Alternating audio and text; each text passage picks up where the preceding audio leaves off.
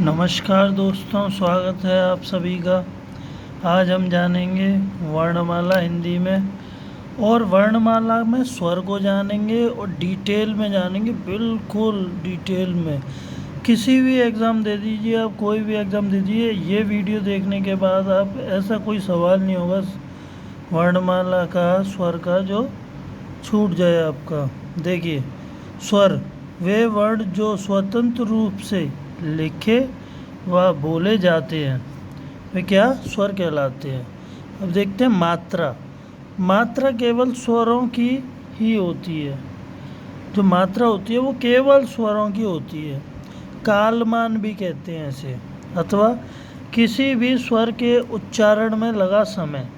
जो हम स्वर बोलेंगे तो उसमें जो समय लगेगा, जितना भी कम समय लगेगा या ज़्यादा समय लगेगा, उसके हिसाब से, समझ गए ना, उच्चारण में समझ, उसे स्वर कह देते हैं। ठीक है, कालमान कह देते हैं या मात्रा कह देते हैं। कालमान या मात्रा कह देते हैं जो स्वर के उच्चारण में जितना भी समय लगता है उसको। अब देखिए, मात्रा के आधार पर स्वरों का वर्गीकरण करेंगे। पहले मात्रा के आधार पर, मात्रा के आधार पर हम समझेंगे ह्रस्व स्वर या एक मात्रिक स्वर भी कहते हैं इनको। दूसरा होगा दीर्घ स्वर से द्विमात्रिक स्वर भी कहते हैं। तीसरा होगा हमारा प्लुत स्वर। प्लुत स्वर जैसे त्रिमात्रिक स्वर भी कहते हैं। अब इनको समझेंगे। जैसे ह्रस्व स्वर है एक मात्रिक स्वर, जिनमें कम समय लगे, जैसे कि अ, उ, ई, री, ये 4 होते हैं। ठीक है, आप बोल के देख सकते हैं, समय कम लगेगा। जिसमें ज़्यादा समय लगे, ज़्यादा समय, जैसे कि आ, ई, ऊ, ए, ओ, औ, ए, ओ, औ। ठीक है ना, तो इनमें ज़्यादा समय लगेगा, तो ये दीर्घ स्वर या द्विमात्रिक स्वर कहलाते हैं। इसी प्रकार देखेंगे प्लुत स्वर या त्रिमात्रिक स्वर भी कहते हैं। किसी शब्द के दीर्घकालीन उच्चारण में प्रयुक्त होते हैं ये, जैसे ओम हैं, जैसे घूसा पड़ता है डिशुम। ठीक है दोस्तों, आगे समझेंगे। अब तो जाति के आधार पर स्वर्गों का वर्गीकरण देखेंगे। जाति के आधार पर स्वर्गों का वर्गीकरण देखिए, जैसे सजातीय स्वर होते हैं जिसे स्वर्ण स्वर भी कहते हैं। एक विजातीय स्वर होते हैं जिसे अस्वर्ण स्वर भी कहते हैं। इनको समझेंगे। सजातीय स्वर जैसे जो एक ही जाति के होते हैं, इसमें भी जाति बना दी है। देखिए, छोटा और बड़ा, छोटी और बड़ी, छोटा और बड़ा हो जाए, एक ही जाति के आएंगे तो वो सजातीय कहलाएंगे या स्वर्ण स्वर भी कहलाएंगे। और विजातीय आप देख रहे हैं, अस्वर, अस्वर्ण भी कहते हैं इनको। जैसे आ के साथ में ई आ गई, मतलब छोटा आ के संग में छोटा बड़ा आ रहा था, ये सेम थे, सेम जाति के थे, ये अलग अलग हैं। छोटी के संग बड़ा हुआ आ गया, छोटे के संग बड़ा आ गया। समझ गए? चलो आगे चलते हैं। अब ये समझेंगे हम उत्पत्ति के आधार पर स्वरों का वर्गीकरण। उत्पत्ति के आधार पर स्वर्गों का वर्गीकरण देखेंगे तो देखो, मूल स्वर हैं उत्पत्ति के आधार पर। ये जो मूल स्वर हैं ये 4 हैं। कितने हैं? 4 हैं। कौन कौन से हैं? छोटा, छोटी, छोटा हो और री हमारा है ना, ये हमारे क्या है? मूल स्वर कहलाते हैं। ठीक है, अब यहाँ आइए, ये क्या है? संधि स्वर या संध्याक्षर भी कहते हैं, संध्याक्षर। ठीक है, संधि में भी ये काम आते हैं। ये जो दिख रहे हैं आपको स्वर, ये संधि में भी काम आते हैं। जैसे यहाँ जानेंगे तो दीर्घ स्वर। दीर्घ स्वर कौन कौन से होते हैं? जैसे बड़ा, बड़ी ई, बड़ा ऊ, ये कौन से होंगे? 3 दीर्घ स्वर होंगे। ये बनते कैसे हैं? ये छोटा और छोटा मिलके बड़ा बनाते हैं, छोटी और छोटी मिलके बड़ी बनाते हैं, छोटा ऊ और छोटा ऊ मिलके बड़ा ऊ बनाते हैं।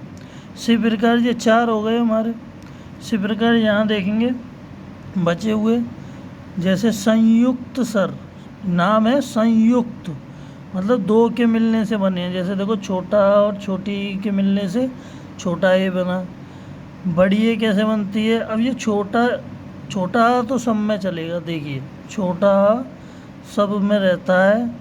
ये जो बड़ा है, ये ए दिख रही है आपको, ए, ये वाली ए जुड़ जाएगी अगर बड़ा ए बनाना है हमको तो, ठीक है, छोटा आ के साथ। इसी प्रकार देखेंगे ओ, ये ओ किस बनाना है तो ऊ जुड़ जाएगा। ये ई के जुड़ने से बना, ये ऊ के जुड़ने से बना, ठीक है।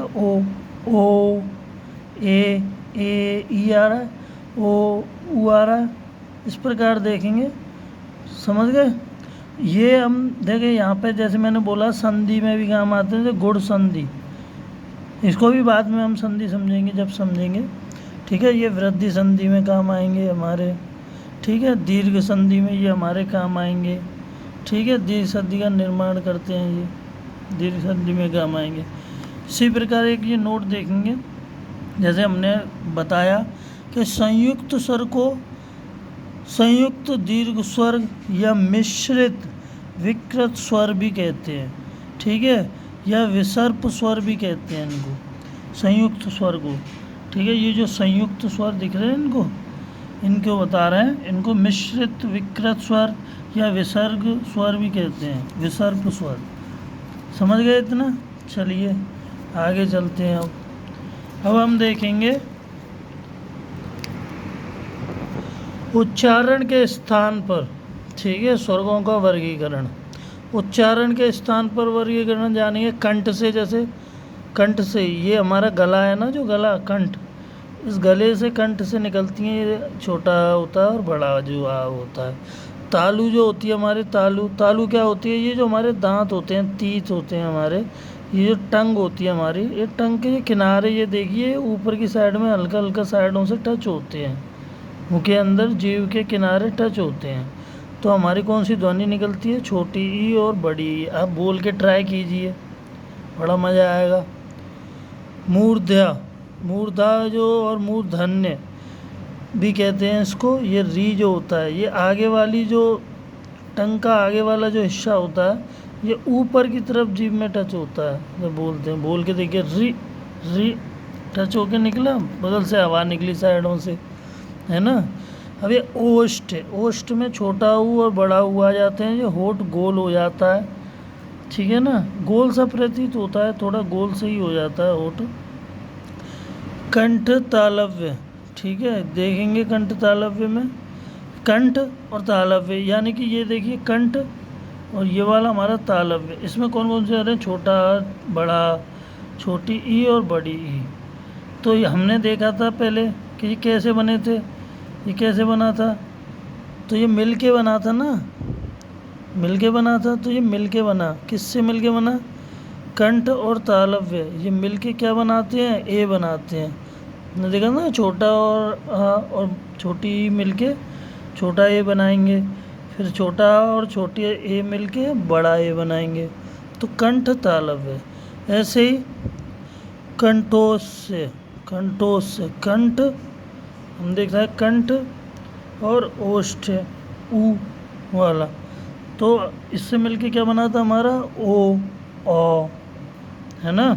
इसी प्रकार है कंठ नासिक के, कंठ नासिक, जैसे ये जो बिंदी है ना, ये नाक का काम करती है, नाक से ज़्यादा सांस निकलती है, मुंह से कम सांस निकलती है। समझ गए इतना? देखो, कंठ काकल्य, आहा, आहा, अतः, हा बोलते हैं, ये जो बिंदी है इनको हाँ बोलते हैं। इसी प्रकार अब लिंग के आधार पर, लिंग के आधार पर स्वर्गों का वर्गीकरण देखेंगे हम। जैसे पुल्लिंग, पुल्लिंग कौन कौन से होते हैं? स्त्रीलिंग कौन कौन से होते हैं? देखिए, छोटी ई, बड़ी ई और री, ये हमारे स्त्रीलिंग होते हैं। तो छोटा, बड़ा, छोटा ऊ, बड़ा ऊ, ए ओ, ये सब क्या है? पुल्लिंग होते हैं। पुरुष समाज है ये, है ना। स्त्रीलिंग, ये 3 शब्द होते हैं। समझ गए लिंगों का वर्गीकरण स्वरों के आधार पर। अब ये देखिए, जीव के भाग के आधार पर स्वर्गों का वर्गीकरण। जो जीव होती है ना, उसका जो भाग होता है उसके आधार पर स्वर्गों का वर्गीकरण देखेंगे। जैसे अग्रभाग, आगे वाला जो भाग होता है, मध्य भाग, बीच वाला जो भाग होता है, और पश्च भाग पीछे वाला जो भाग होता है। तो आगे वाले भाग से जैसे ई ए री, आप बोल के देखिए जीभ कहाँ टच हो रही है। अ मध्य भाग, तो ये देखिए आ ऊ ओ। आप खुद बोल के देखिए, चेक कीजिए, ठीक है। अब ये देखिए आगे चलते हैं, इसमें क्या लिखा हुआ है। ये इसमें कुछ इन्फॉर्मेशन दी गई है, चलो ये भी पढ़ लेते हैं। जैसे मुख विवर, मुख विवर का मतलब क्या होता है? खुलना मुंह का, मुंह कितना खुला हुआ है उसको क्या कहते हैं? मुख विवर, ठीक है। उसके आधार पर देखेंगे जो हमारे स्वर होते हैं उनका वर्गीकरण। जो मुख खुला होता है, कितना खुला है, कम खुला है, ज़्यादा खुला है ना, कितना खुलेगा, उसके आधार पर अभ्यंतर प्रयत्न करेंगे। अभ्यंतर प्रयत्न ये भी कह सकते हैं, या मुख विवर भी कह सकते हैं ना, इनके आधार पर। तो शुरू करते हैं। जैसे एक होता है संवृत स्वर। संवृत स्वर में क्या होता है? मुख द्वार लगभग बंद रहेगा, मतलब बहुत कम खुलेगा। संवृत का मतलब क्या हो गया? बंद, बंद रहेगा, मुख द्वार ज़्यादा नहीं खुलेगा। संवृत मतलब बहुत कम, बंद, संवृत मतलब बंद। इसमें जैसे ई बोलेंगे, बड़ी ई बोलेंगे, छोटा ऊ बोलेंगे, बड़ा ऊ बोलेंगे। आप बोल के देखिए, मुंह बहुत कम खुलेगा, बहुत कम खुलेगा। फिर होगा अद्र संवृत स्वर, जिसमें थोड़ा सा ज़्यादा खुल जाएगा, संवृत से थोड़ा सा ज़्यादा खुलेगा, ठीक है। जैसे ए बोलेंगे, ओ बोलेंगे तो मुख खुलेगा, ठीक है ना। फिर देखेंगे ये अर्ध विवृत स्वर। विवृत एक होता है विवृत स्वर, एक होता है अर्ध विवृत स्वर। तो विवृत में क्या है? पूरा मुंह खुलेगा, पूरा खुल जाएगा, ठीक है ना, पूरा मुंह खुल जाएगा। और इससे थोड़ा कम होगा, जो इससे विवृत से कम, तो अर्ध विवृत कह देंगे, है ना। जैसे हमने याद रखा संवृत स्वर, संवृत, अर्ध संवृत, अर्ध संवृत मतलब बंद, ऐसे विवृत मतलब खुला, ठीक है ना। विवृत मतलब खुला, तो विवृत से थोड़ा कम खुलेगा अर्ध संवृत में। इसमें कौन से शब्द आएंगे? जैसे बड़ी ए आ जाएगी, बड़ा ओ आ जाएगा, छोटा आ जाएगा, जो बोलते हैं ये भी आ जाएगा इसमें। और विवृत स्वर जिसमें पूरा मुंह खुलेगा, पूरा मुख खुलेगा, उसमें कौन सा आता है? सिर्फ और से एक बड़ा आता है, ठीक है ना, जिसमें हमारा पूर्ण मुंह खुलता है। आगे चलेंगे, अब जानेंगे हम होठों के आधार पर, होठों के स्थिति के आधार पर स्वर्गों का वर्गीकरण, ठीक है ना। जो हमारे होठ हैं वो कैसे खुलते हैं? जैसे हमने बताया व्रत मुख, गोल सा जो मुंह हो जाता है, व्रत मुख, जो होठ हमारे गोल टाइप में हो जाएंगे, उसके बारे में जानेंगे, उसे बोलेंगे व्रतमुखी। व्रतमुखी जैसे जिन स्वरों के उच्चारण में होठ गोल हो जाते हैं, होठ कैसे हो जाएंगे? गोल। जैसे ऊ ओ, आप बोल के देखिए, होठ गोल हो जाएंगे आपके मुख हैं। ये हो गया विव्रतमुखी। एक हो गया अव्रतमुखी। अव्रत मतलब जिसमें होठ गोल नहीं होते हैं, होठ गोल नहीं होते हैं।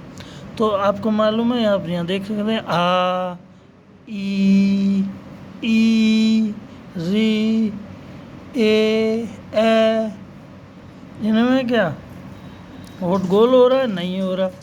तो छोटा देखेंगे, छोटा उदासीन स्वर होता है, ठीक है ना, इसमें छोटा उदासीन स्वर होता है। आगे चलेंगे, अनुस्वार और अनुनासिक, इनको जानेंगे। अनुस्वार और अनुनासिक, तो अनुस्वार जानेंगे दोस्तों।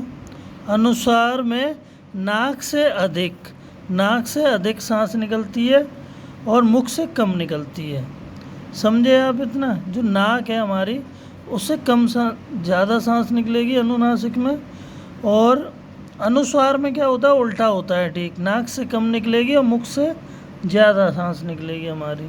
इतना आप समझे, मुख से ज़्यादा।